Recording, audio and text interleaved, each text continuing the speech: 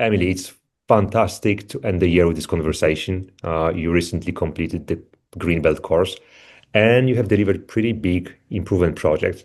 In the end, you kindly agreed to share your story with us, and this is somehow the last interview of this year. So feels amazing, feels amazing.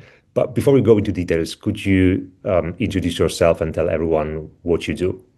Yep. So I'm Emily Hudson. I'm a business management graduate on the Lincolnshire contract with Balfour Beatty Living Places. I work in the performance team where we monitor and report on the KPIs and the PIs for the contract, which are set by our client, Lincolnshire County Council. We have 10 PIs on our contract, which one is based around our cyclical work. The PI is split into summer maintenance, which is primarily like grass cutting and things like that, and then winter maintenance, which revolves around gritting to keep the roads safe for users during the colder months. And while we score relatively well in both those areas, it's definitely obvious that there could have been some process improvements with the winter maintenance season, primarily around how we record timesheets for gritter drivers, which has always been something on the contract that we want to improve. Okay, so why don't we just start with what you were seeing on the ground? What was the process for grading timesheets like before you got Yeah. involved? So the grit drivers used a paper timesheet to record their run times on, and then any other information that they needed, like salt amounts and if there was any major issues with the route that they were on. And then the supervisors would then collect these and post a picture of each sheet into a WhatsApp group for someone Mhm. in the performance team to pick up. And then they would save, someone in the team would then save each one of those pictures to SharePoint and then manually enter each detail onto an Excel sheet. So all the run times were recorded, which takes a long time. And then they're all in one place rather than going into each picture. So if anyone needed to review them, they can just see them that way. And then from there, the data would then be compared to geofencing data from the gritters, which just shows what times they've come in and out of the depots. And then if any had discrepancies, the team would then have to find the reason why the data doesn't match before a PI score could then be established. So all of that is obviously a very lengthy process and takes a lot of unnecessary time, and it leaves it open to errors because it's manual. And we also have 9 depots carrying out gritting, so there's a lot of runs happening each time we're told to go out, which can be hard to keep on top of when the process is difficult. And so anything to make it easier for everyone involved was definitely going to be welcomed. I think it's fair to say that this was not just an admin annoyance. So why did Yeah. this feel like a problem worth properly fixing? Yeah, so I think the timesheet process has always been something that everyone involved in the winter season has always wanted to fix because there's so many other processes on contract that are automated. And it became quite apparent that using a paper-based timesheet was very archaic compared to some of the technology we have on in like the other work streams. And then on a performance side of things, the winter maintenance PI, it requires 100% of vehicles gritting to depart from Mhm. the depots within 15 minutes before or after the instructed time from the client. And so then to pass each quarter, the contract must achieve a 98% minimum of 98%, which doesn't give you much leeway to fail. So the performance Fair team really enough. relies quite heavily on the timesheets to make sure everyone's delivering within the time window. And if they haven't, then we expect it to see like we need to see a reason why on the sheet so we can mitigate the run with the client. Mhm. But because the process of getting the timesheets is so lengthy, and sometimes there were issues with the timesheets not depicting reality, and it can take so much time to figure out how we're performing, and then you potentially miss the opportunities of catching issues before they become a bigger problem, which in a worst case scenario could put a risk of like put us at risk of failing a quarter and becoming liable for a hefty fine. Mhm. At what point did you decide to step back and think, well, this process just isn't up to scratch, and we need to change the system for this to work properly?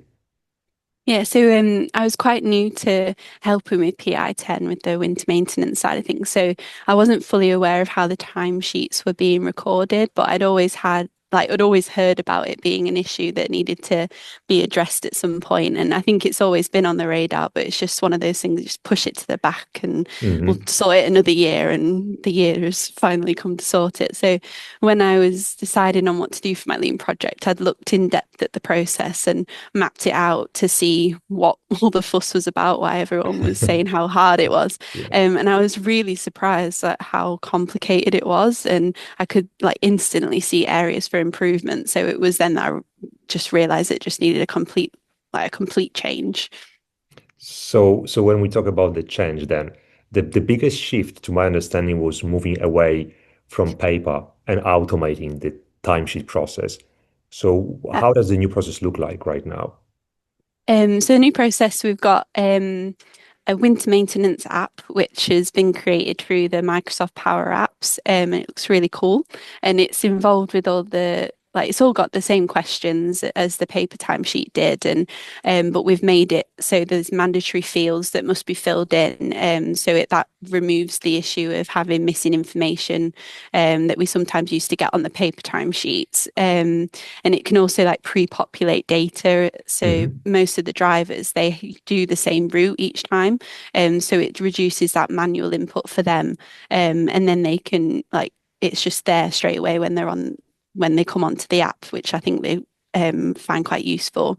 And then currently there's been really good feedback from the drivers about the app, but if there's ever any issues that we need to adjust for some reason, there's always that option to do so, which sometimes on a paper sheet, rolling that out to all of the depots again can be quite difficult. Whereas on an app, you can literally just change it and it filters out to everyone straight away. Hmm. Um, and then on the back end of everything, all the data from the app that's collated all goes onto one sheet and straight away. And then we're able to validate that against the geofencing data coming through.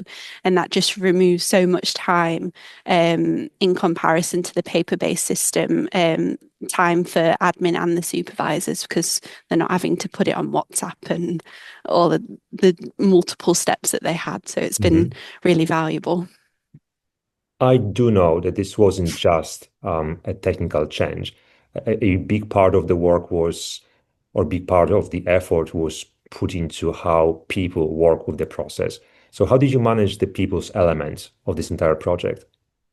So every year we always have gritter rallies where you check the vehicles in each of the depots, and then we also have driver briefings to remind everyone of the process because it's been like half a year since I've had to do any gritting.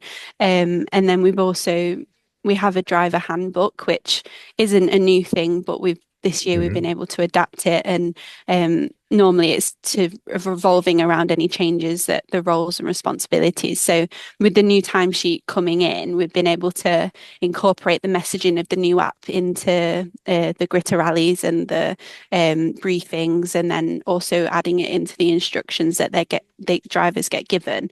So then everyone's aware of the change coming in.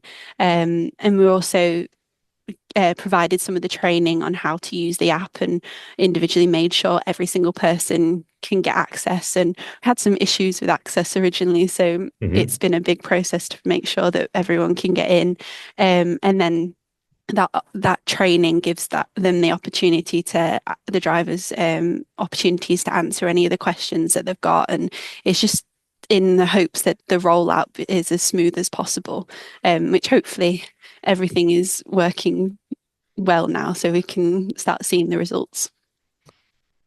I guess it's time to talk about the impact. And although I would love to share with the audience how much of the impact this brought to the business, I will leave this Anna with you. So Yeah. do you Um, mind explain to everyone yeah. what was the real life difference this project made in terms of business benefits? Yeah.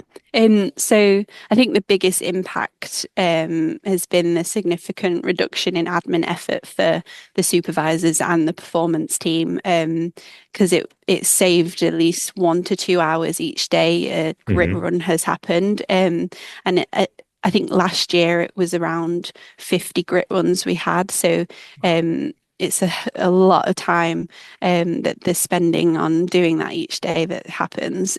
So overall, we're predicting that it'll be around 649 hours saved across the winter season, if you Hmm. based it off last year's results.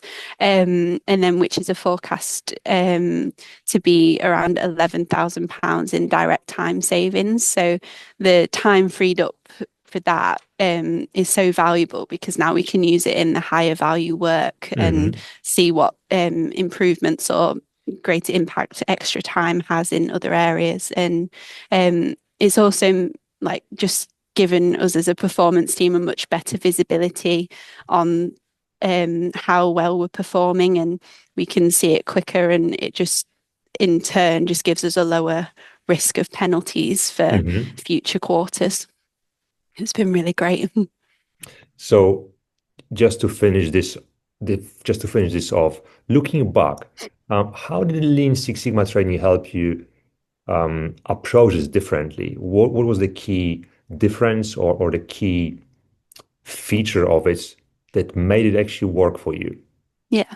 Um, so I think the training is it's just given me so many tools that I can take forward into future improvement projects. Because I've been able to develop things like root cause thinking and learning how to effectively map a process, and through that mapping, you can sort of establish where quality is needed to be designed into the new process. And I've also been able to make decisions based on the data that I've collected, which has given me the confidence to challenge the way we've always done it and be like, look, this is what we like the data's showing, why we need to change it.